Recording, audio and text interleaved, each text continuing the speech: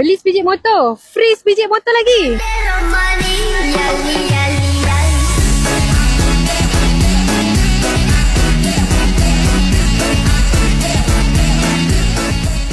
Geng, mana nak dapat? Dah lah muka RM8, motor pun murah. Dapat pula full aksesori. Ada handguard, ada crash bar, ada banyak lagi. Dapat lagi motor sebiji free. Takkan tak mau?